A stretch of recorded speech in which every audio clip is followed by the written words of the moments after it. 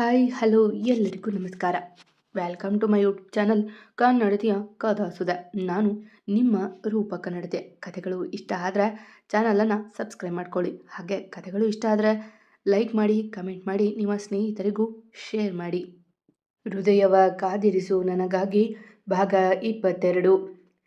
ಮಾ, ಬೆಳಗ್ಗೆ ಬೆಳಗ್ಗೆ ಮಾತು ಬೇಡ, ಬನ್ನಿ ಕೂತ್ಕೊಂಡು ಮಾತಾಡೋಣ. ಜಾನು ಬಗ್ಗೆ ನಿಮಗೆ ನಾನು ತಿಳಿಸಿ ಹೇಳ್ತೀನಿ ಎಂದು ತಣ್ಣಗೆ ಹೇಳಿದ. ಆದರೂ ಕೇಳದ ಅವರು, ಏನು ಹೇಳ್ತೀಯ ಇವಳ ಬಗ್ಗೆ?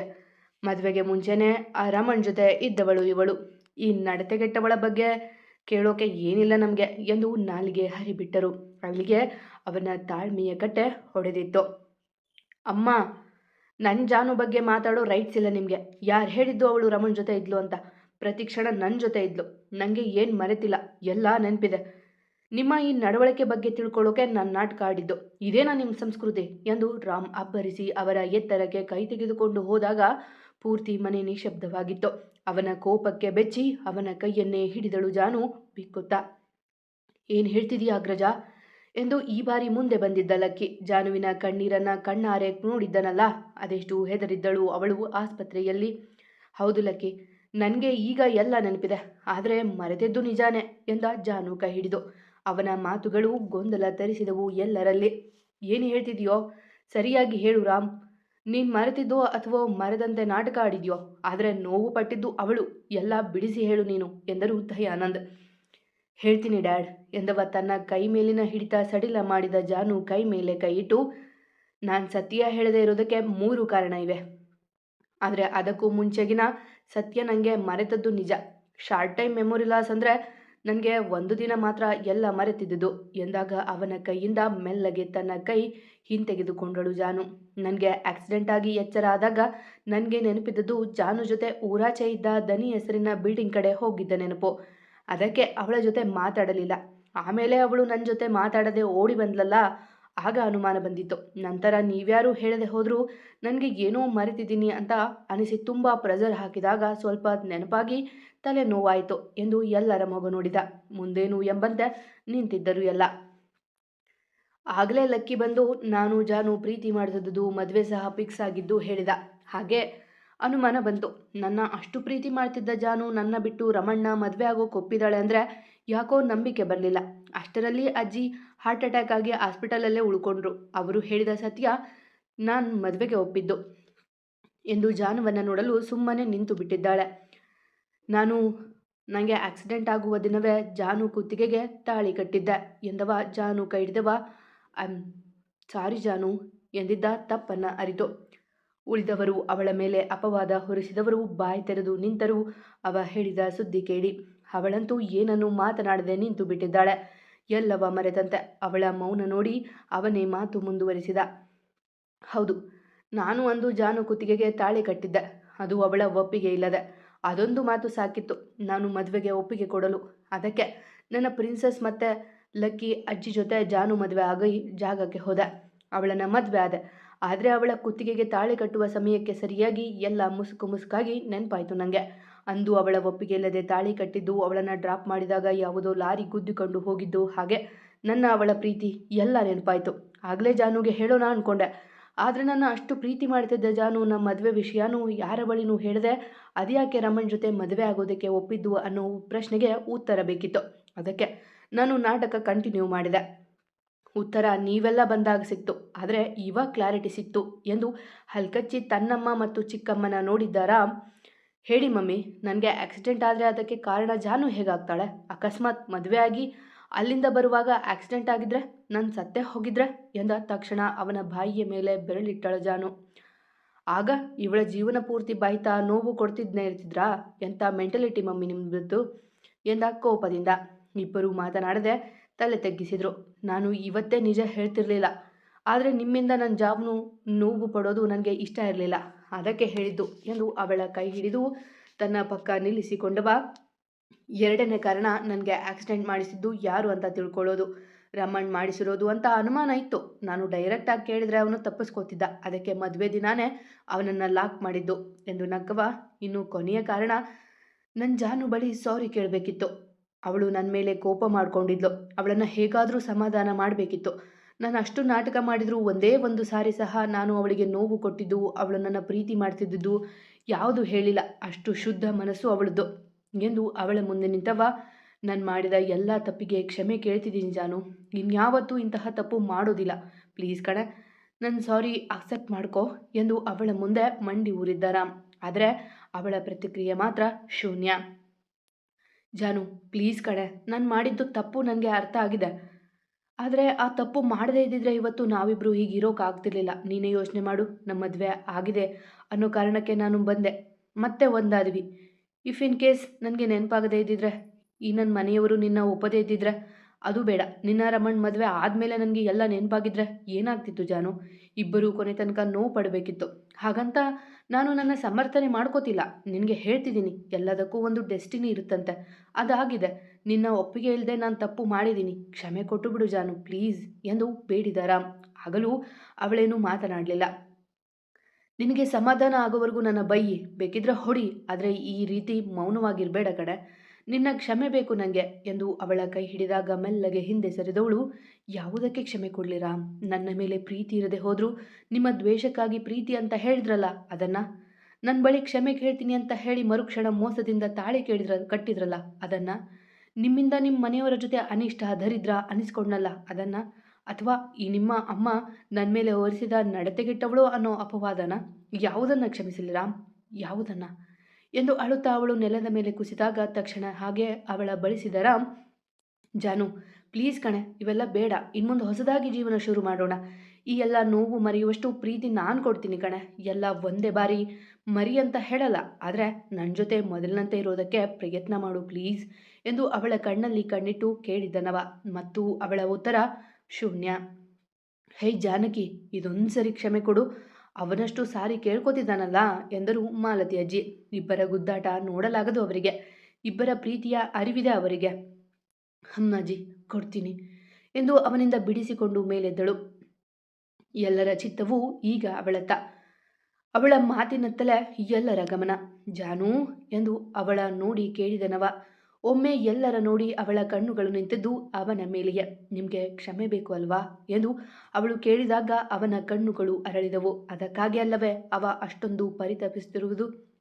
ಹೌದು ಜಾನು, ನನ್ನ ಕ್ಷಮಿಸಿ ಇನ್ನೊಂದು ಅವಕಾಶ ಕೊಡು ಎಂದು ಅವಳ ಕೈ ಹಿಡಿದು ಕೇಳಿದ. ಅವಳೆಂದರೆ ತುಂಬ ಪ್ರೀತಿ ಅವನಿಗೆ.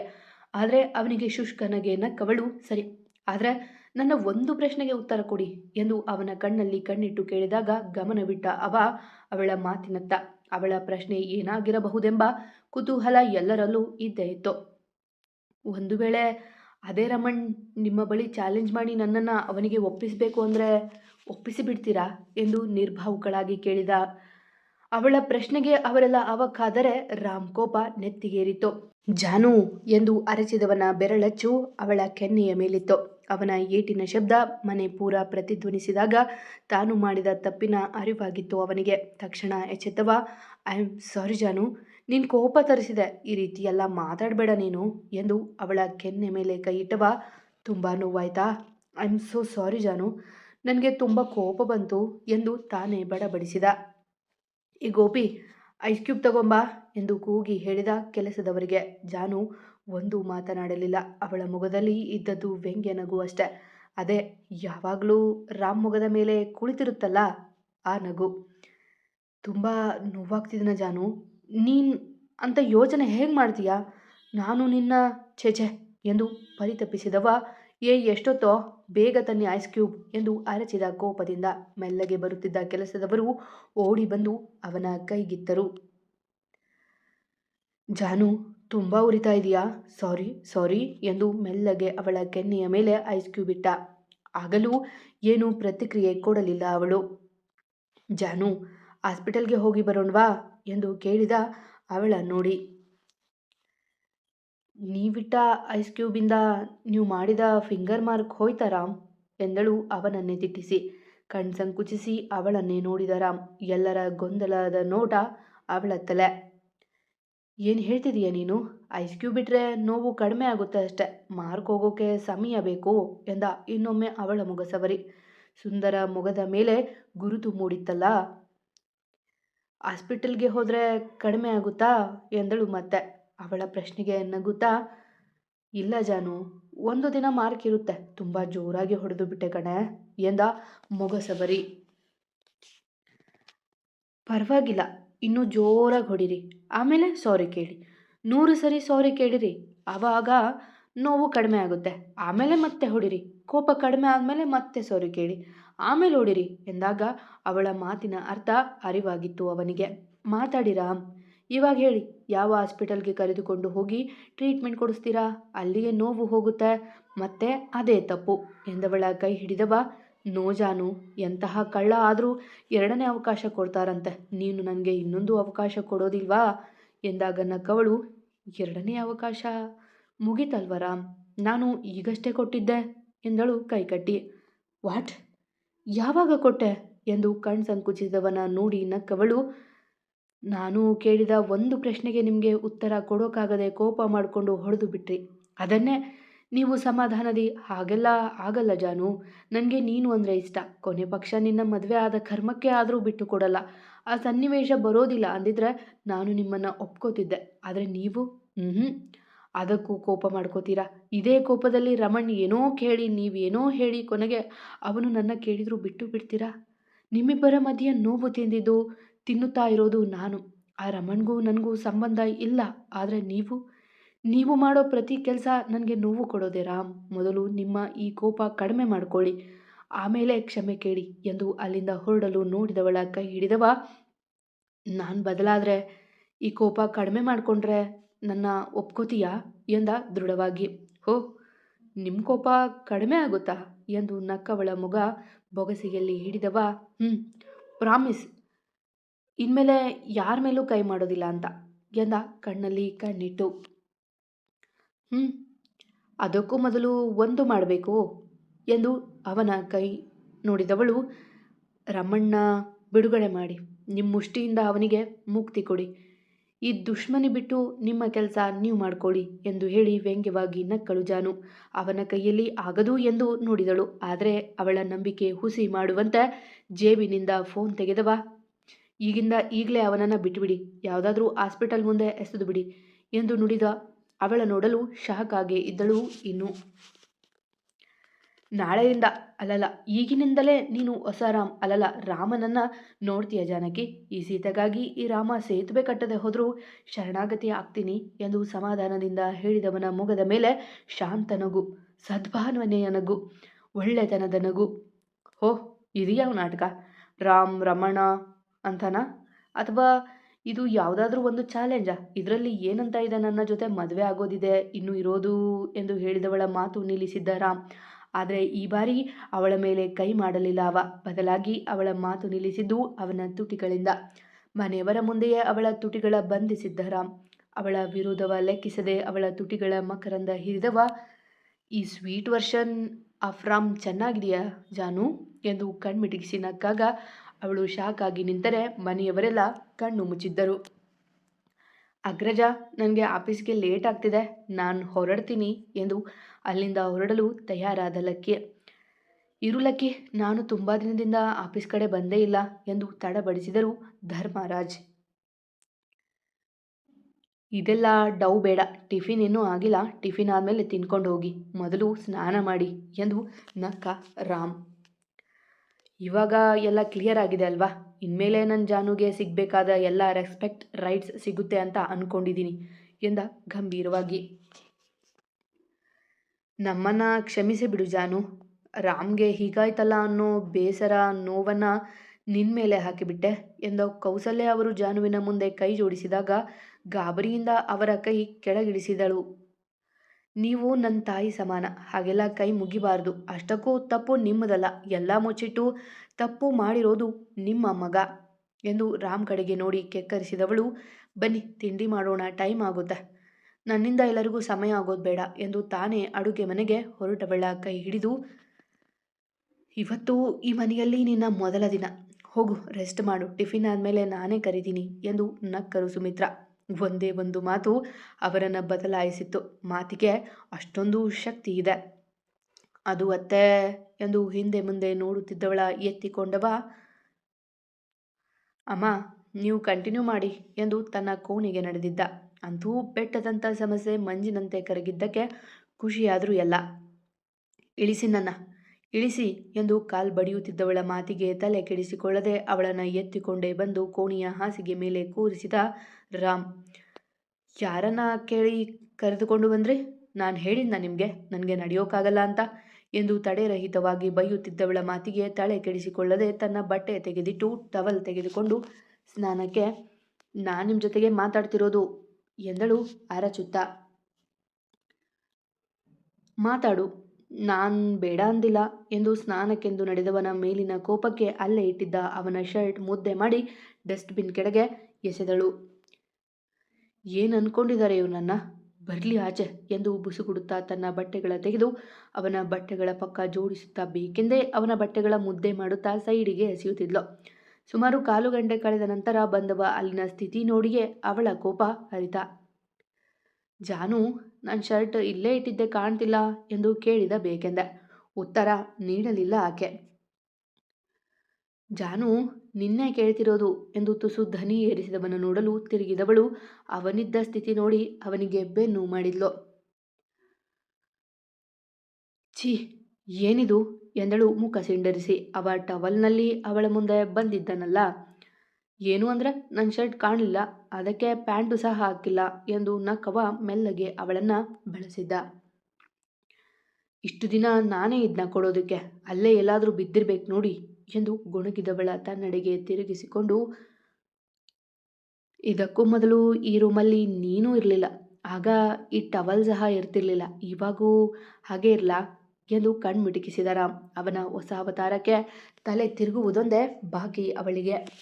ರಾಮ್, ನಾನು ಸೀರಿಯಸ್ ಆಗಿ ಹೇಳ್ತಿದ್ದೀನಿ, ಬಿಡಿ ನನ್ನ ಎಂದಳು ಅವನಿಂದ ಬಿಡಿಸಿಕೊಳ್ಳಲು ಒದ್ದಾಡುತ್ತಾ. ಅವನ ಸನಿಹ ಅವಳಿಗೆ ಹಿತ ನೀಡುತ್ತಿದೆ. ಮತ್ತೆಲ್ಲಿ ಕಳೆದು ಹೋಗುವೆನೋ ಎಂಬ ಭಯ ಆಕೆಗೆ. ನಾನು ಸೀರಿಯಸ್ ಆಗಿ ಹೇಳ್ತಿದ್ದೀನಿ, ನಿನಗೆ ಓಕೆ ಅಂದರೆ ನನಗೂ ಓಕೆ ಎಂದವ ಅದೆಷ್ಟು ಕಾಡಬೇಕೆಂದು ನಿರ್ಧರಿಸಿದ್ದನು. ಅವಳ ನೋಡುತ್ತಲೇ ಹುಟ್ಟಿದ್ದ ಟವಲ್ಗೆ ಕೈ ಹಾಕಿದ್ದೆ. ಬೇಡ, ನಿಮ್ಮ ಶರ್ಟ್ ನಾನೇ ಅಲ್ಲಿ ಬಿಸಾಕಿದ್ದೀನಿ, ಬೇಕಿದ್ರೆ ಬೇರೆದು ಐರನ್ ಮಾಡಿಕೊಡ್ತೀನಿ ಎಂದು ಕಣ್ಮುಚ್ಚಿ ನುಡಿದಳು ಭಯದಿ. ಅವಳ ಮುದ್ದು ರೀತಿಗೆ ನಕ್ಕವ, ನೀನು ಐರನ್ ಮಾಡೋದೇನು ಬೇಡ, ಹೋಗು, ಟಿಫನ್ ರೆಡಿ ಆಯ್ತಾ ನೋಡು, ನಾನೇ ಮಾಡ್ಕೋತೀನಿ ಎಂದು ನಕ್ಕು ಅವಳಿಗೆ ಬಿಡುಗಡೆ ನೀಡಿದ. ಬೇಡ, ನಿಮ್ಮ ಮೇಲಿನ ಕೋಪಕ್ಕೆ ಶರ್ಟ್ ಐರನ್ ಹಾಳು ಮಾಡಿದ್ದು ನಾನೇ ಮಾಡ್ತೀನಿ ಎಂದು ಕಬೋರ್ಡ್ ನೋಡಿದವಳು ಅವನಿಷ್ಟದ ತಿಳಿ ನೀಲಿ ಬಣ್ಣದ ಶರ್ಟ್ ತೆಗೆದುಕೊಂಡು ಐರನ್ ಮಾಡತೊಡಗಿದ್ಲು. ಅವಳು ಸೆರಗನ್ನ ಸೊಂಟಕ್ಕೆ ಸಿಕ್ಕಿಸಿಕೊಂಡು ಒಂದು ಕೈಯಲ್ಲಿ ಮುಂಗುರುಳ ಹಿಂದೆ ಸಿಕ್ಕಿಸಿಕೊಂಡು ಐರನ್ ಮಾಡುವುದು ನೋಡುತ್ತಾ ಉಳಿದ ರಾಮ್. ಅಯ್ಯೋ, ಲೈಫು ಲೈಟಾಗಿ ಹಾಳಾಯಿತು, ಅದೆಷ್ಟು ಮುದ್ದು ಈ ಹುಡುಗಿ ಎಂದು ಎದೆ ಮೇಲೆ ಕೈ ಇಟ್ಟವನ ಮೂಗಿಗೆ ಸುಟ್ಟ ವಾಸನೆ ಬಡಿದಿದ್ದೆ. ಎಚ್ಚೆತ್ತು ನೋಡಲು ಅವನ ಪ್ರೀತಿಯ ಶರ್ಟ್ ಸುಟ್ಟು ಹಾಕಿದ್ಲು ಜಾನು. ಅಯ್ಯೋ ಜಾನು, ಏನು ಮಾಡಿದೆ ನೀನು? ಈ ಶರ್ಟ್ ನನ್ನ ಫೇವ್ರೇಟ್ ಎಂದು ಅದನ್ನು ಕಿತ್ತುಕೊಂಡು ನೋಡಿದ. ಅರ್ಧ ಸುಟ್ಟಿತ್ತು. ಅಯ್ಯೋ ಹೌದಾ ರಾಮ್, ನನಗೆ ಗೊತ್ತಿತ್ತು ಎಂದು ಸೆರಗನ್ನ ಕೊಡಬಿದವಳು.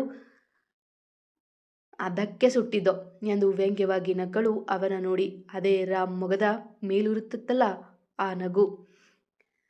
ಜಾನು ಎಂದು ಅವ ಹಲ್ಕಚ್ಚಿ ನೋಡಿದಾಗ ನಕ್ಕವಳು. ತೋರಿಕೆಯ ತಾಳ್ಮೆ, ನಿಮಿಷದ ಬದಲಾವಣೆ ಅಲ್ಲ ನನಗೆ ಬೇಕಾಗಿರೋದು, ಅದು ನಿಮ್ಮಿಂದ ಸಾಧ್ಯನೂ ಇಲ್ಲ ಮಿಸ್ಟರ್ ರಾಮ್.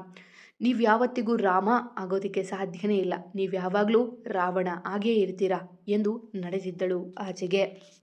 ಮತ್ತೆ ಸಿಗುವ. ಕತೆ ಇಷ್ಟ ಆಗ್ತಿದ್ರೆ ಕಮೆಂಟ್ ಹಾಕಿ, ಜಾಸ್ತಿ ಇಷ್ಟ ಆದರೆ ಸಬ್ಸ್ಕ್ರೈಬ್ ಮಾಡ್ಕೊಳ್ಳಿ. ಎಂದಿನಂತೆ ನಿಮ್ಮ ಪ್ರೀತಿ, ಕಮೆಂಟ್, ಪ್ರೋತ್ಸಾಹದ ನಿರೀಕ್ಷೆಯಲ್ಲಿ ನಾನು ನಿಮ್ಮ ರೂಪಕ ನಡತೆ. ಪ್ರೀತಿಯಿಂದ ಕತೆ ಕೇಳಿ ಪ್ರೋತ್ಸಾಹ ಕೊಡೋ ಪ್ರತಿಯೊಬ್ಬರಿಗೂ ನನ್ನ ತುಂಬು ಹೃದಯದ ಧನ್ಯವಾದಗಳು. ನಿಮ್ಮ ಪ್ರೀತಿ ಮತ್ತು ಪ್ರೋತ್ಸಾಹ ಯಾವಾಗಲೂ ಹೀಗೆ ಇರಲಿ, ಆಯಿತಾ?